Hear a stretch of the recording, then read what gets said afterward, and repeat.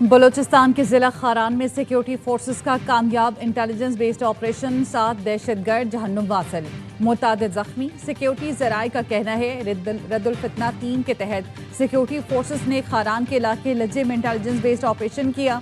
दहशतगर्दों के ठिकानों को तबाह कर दिया गया। जदीद असलहा, भारी मिकदार में गोला बारूद, 2 गाड़ियां और 1 मोटरसाइकिल बरामद।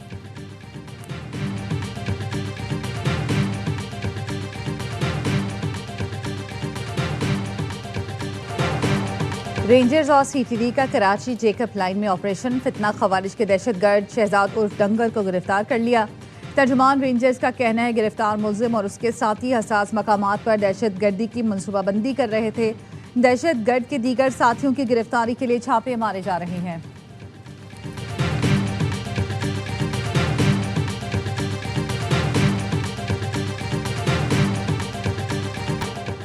इसराइल का जंगबंदी के बाद जुनूबी लेबनान पर मोहलिक तरीन हमला, वाइट फास्फोरस बम बरसाए, 11 अफराद शहीद। जिला नप्तिया के इलाके अंसार के नवाह में घर पर हमले में 3 बच्चों और 2 खवातीन समेत 7 अफराद शहीद हुए।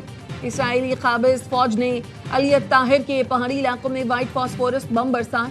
लेबनानी वजारत सेहत का कहना है देर ज़हरानी कस्बे पर एक और हमले में 4 अफराद शहीद और 5 जख्मी हुए। लेबनानी वज़ीर आज़म नवाफ सलाम ने हमलों की मज़म्मत करते हुए कहा जहां बहक होने वाले आम शहरी थे, इसराइल कशीदगी बढ़ाने से गुरेज करे। हिज़्बुल्लाह का कहना है इसराइली हमले का मुनासिब जवाब दिया जाएगा।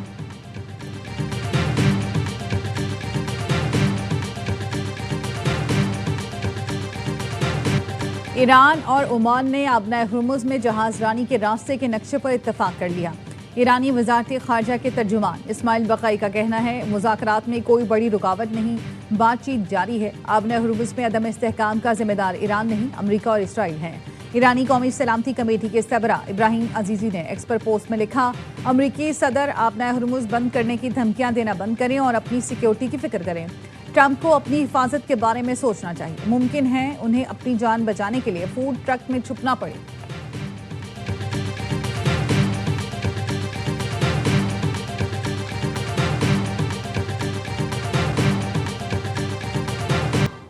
कतर ने ईरानी पायलटों को हिरासत में लेने के इल्जामात मुस्तरद कर दिए। तर्जुमान कतरी वजारत खारजा का कहना है ईरानी तैयारों ने मार्च में कतरी फजाई हुदूद की खिलाफ वर्जी की थी, जिस पर ईरान से राब्ता किया गया। जवाब न मिलने पर कतर ने बैनुल-अक़वामी कानून के तहत अपने दिफा में कार्रवाई की थी। तर्जुमान ने मजीद बताया सर्च एंड रेस्क्यू टीमों को एक पायलट की बाक़ियात मिली जिनकी हवालगी के लिए ईरान से राब्ता किया गया। ईरानी टीम को दावत दी थी मगर जवाब नहीं मिला था। हम सिफारती कोशिशें जारी रखे हुए हैं। ईरान का इल्जाम है उसके 3 पायलट जो 2 मार्च को कतर पर हमले के लिए गए थे, वापसी पर उन्हें गिरफ्तार कर लिया गया। 4 पायलटों ने इजेक्ट किया था, उनमें से 1 पायलट जान से गया।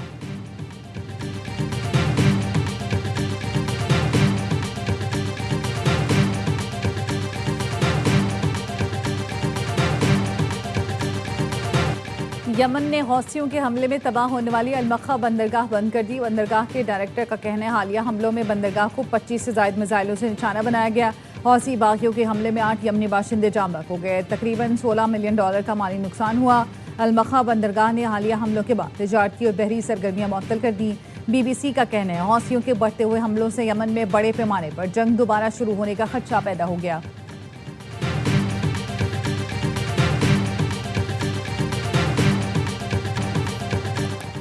सरबराह अमरीकी सेंट्रल कमांड ब्रैड कूपर ने मशरक़ वस्ता का 10 रोज़ा दौरा मुकम्मल कर लिया।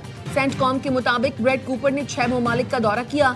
बुहेरा अरब में मौजूद अमरीकी तैयारा बरदार जहाज USS अब्राहम लिंकन पर भी गए। अमरीकी बहरिया के एहलकारों और मरीन से मुलाकात की। सेंटकॉम के मुताबिक इस वक्त खित्ते में 50,000 से ज़ायद अमरीकी फौजी मौजूद हैं। ईरान के खिलाफ बहरी नाकाबंदी ताहाल बरकरार है।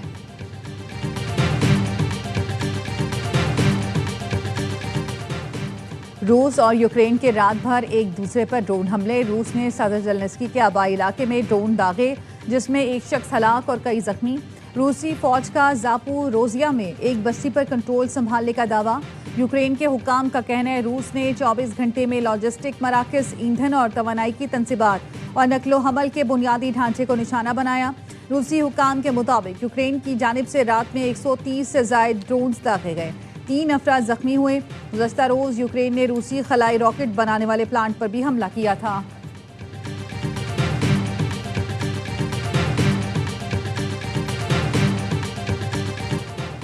मक्का मुअहदे ने दुनिया को अहम पैगाम दिया। तुर्क सदर तैयब एर्दोगान ने अल जजीरा को इंटरव्यू में बताया, मुअहदे के तहत किसी एक रुकन मुल्क पर बैरूनी जारहियत की सूरत में तीनों मुल्क मुत्तहिद होकर कार्रवाई करेंगे।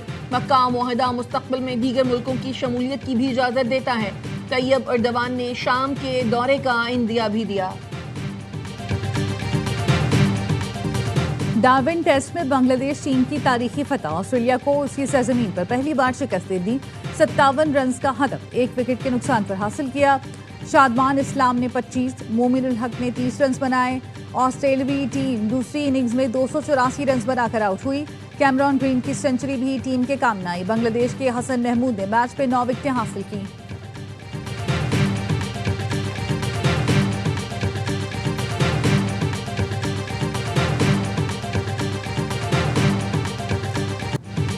नए सूबों के कयाम के हवाले से कौमी डायलॉग की जरूरत है। अगर सूबे बनाना गद्दारी था तो आइन में इसका जिक्र क्यों मौजूद है? मुल्क भर में नए डिस्ट्रिक्ट और डिवीजन बना दिए गए लेकिन सूबे नहीं बनाए गए। चेयरमैन MQM पाकिस्तान खालिद मकबूल सिद्दीकी की प्रेस कॉन्फ्रेंस, कहा सिंध में नए सूबों का मुकदमा सबसे ज्यादा मजबूत है। 18वीं तरमीम के गुना में इसलिए शामिल हुए कि आर्टिकल 140A को बामानी बनाना था। नए सूबों के मामले पर वकला से बात कर ली, सुप्रीम कोर्ट से रुजू करेंगे। मुस्तफा कमाल ने कहा सब मान गए मगर पीपल्स पार्टी ने लोकल बॉडी तरमीम की मुखालफत की। सिंध में नए यूनिट बनेंगे तो किसानों को भी इख्तियार मिलेगा।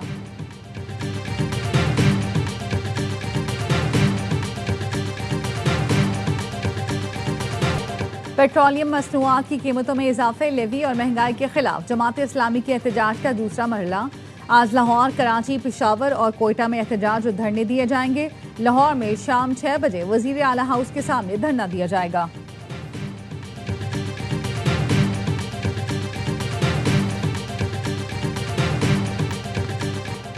गुड्स ट्रांसपोर्टर्स की मुल्क गिर हड़ताल खत्म कराने के लिए हुकूमत सरगर्म। एक बार फिर मुज़ाकरात के लिए बुला लिया।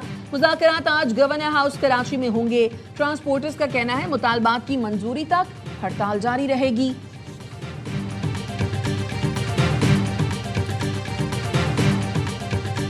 मीर रजा कत्ल केस की तफ्तीशी टीम में गुलाम नबी आफरीदी की शमूलियत पर तहफ़्फ़ुज़ात हैं। वकील जिब्रान नासिर कहते हैं DIG आमिर फारूकी को इस हवाले से खत लिख दिया। गुलाम नबी आफरीदी की सर्विस बुक मौजूद है, इससे कारकर्दगी जांची जा सकती है। आमिर फारूकी को टीम बनाने का इख्तियार है मगर कोई ऐसा रुकन शामिल हो तो तहफ़्फ़ुज़ात पैदा होते हैं। आमिर फारूकी से उम्मीद है कि इस केस में कोई तनाज़ा पैदा नहीं होगा। फैमिली ने सिराजुद्दीन लाशारी, मोहम्मद अली और DSP हनीफ खान का नाम दिया।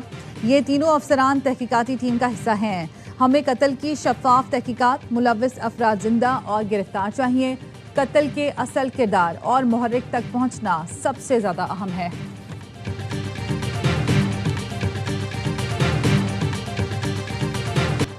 आज़ाद कश्मीर के जिला बाग के 2 इंतखाबी हलकों के 23 पोलिंग स्टेशन पर पोलिंग। गैर हतमी गैर सरकारी नताइज के मुताबिक LA 16 शर्की बाग से मुस्लिम लीग नून के सरदार मीर अकबर 20,796 वोट लेकर कामयाब। पीपल्स पार्टी के कमर जमान दूसरे नंबर पर रहे। LA 15 वस्ती बाग से पीपल्स पार्टी के सरदार जियाउल कमर 17,118 वोट लेकर कामयाब। नून लीग के मुश्ताक मिन्हास दूसरे नंबर पर रहे। बाग के इन पोलिंग स्टेशन पर 10 अगस्त को पोलिंग नहीं हो सकी थी।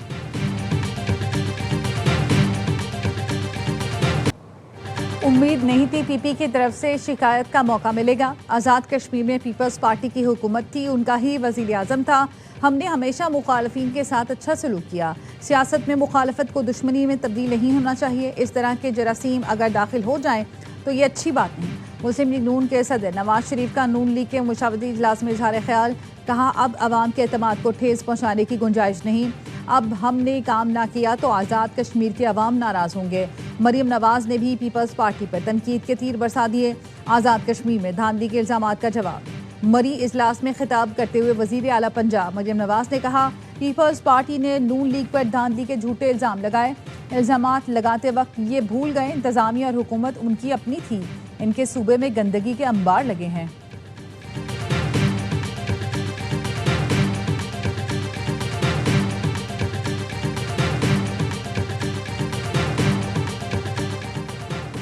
कश्मीर इलेक्शन का नतीजा फॉर्म 47+ के नाम से याद रखा जाएगा। नून लीग को तारीखी धांधली के जरिए एक और खैराती मैंडेट मिला। सीनियर वजीर सिंध शर्जील मेमन का नून लीग पर जवाबी वार।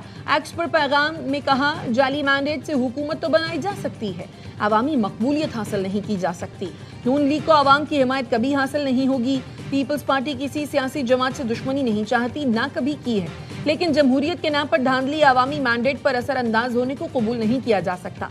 इंतखाबी अमल पर संजीदा सवालात उठें तो उन्हें शफाफ और गैर जानिबदार तरीके से हल किया जाना चाहिए।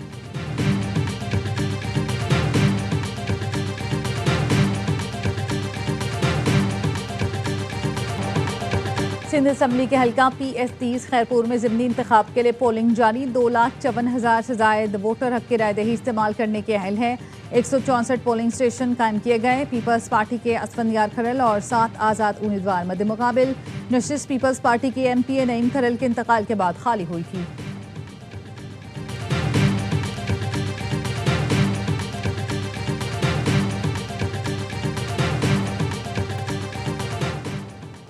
कराची के इलाके डिफेंस ख़ियाबान शहर में क्रूड ऑयल की लाइन का रसाव रोकने के लिए लाइन की मरम्मत जारी। स्ट्रीट 13 के मखसूस मकाम को ट्रैफिक के लिए बंद कर दिया गया।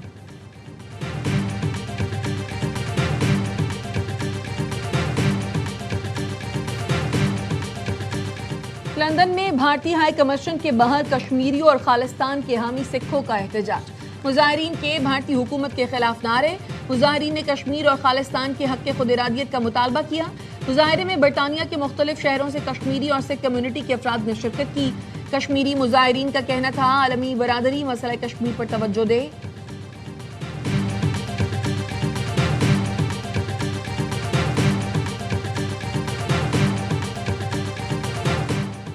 अमरीकी शहर इंडियानापोलिस में खालिस्तान रेफरेंडम का इनेकाद आज होगा। सिख बरादरी खालिस्तान के क़याम के लिए वोट डालेगी। अमरीका के मुख्तलिफ शहरों से सिखों की बड़ी तादाद इंडियानापोलिस पहुंच गई। खालिस्तान कौंसिल के सरबराह बख्शिश सिंधु कहते हैं, भारत 1947 से सिखों पर जुल्म करता आ रहा है। खालिस्तान का क़याम नागुज़ीर है।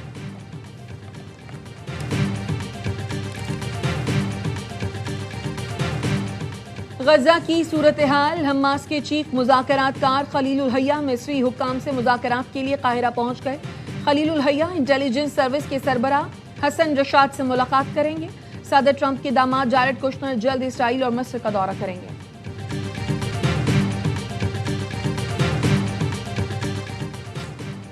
बरतानवी जरीदे द टेलीग्राफ ने अफगानिस्तान की ज़मीनी हकीकत और तालिबान रजीम का तर्ज हुक्मरानी बेनकाब कर दिया।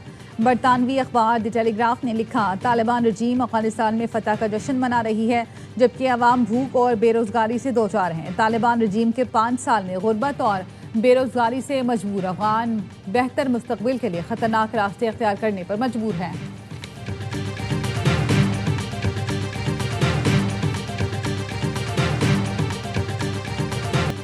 और कव्वाली के बेताज बादशाह उस्ताद नुसरत फतेह अली खान को मदाओं से बिछड़े 29 बरस बीत गए।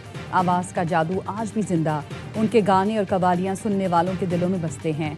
इस अजीम गायक की कव्वालियों के 25 एल्बम रिलीज़ हुए, जिनकी शोहरत ने उन्हें Guinness book of world record में जगह दिलवाई। नुसरत फतेह अली खान ने कव्वाली को मशरिक़ और मगरिब का हसीन इम्तिज़ाज अता किया। उनकी फ़नी खिदमात के सिले में उन्हें pride of performance, UNESCO music award समेत कई बैनुल अक़वामी एजाज़ात से नवाजा गया।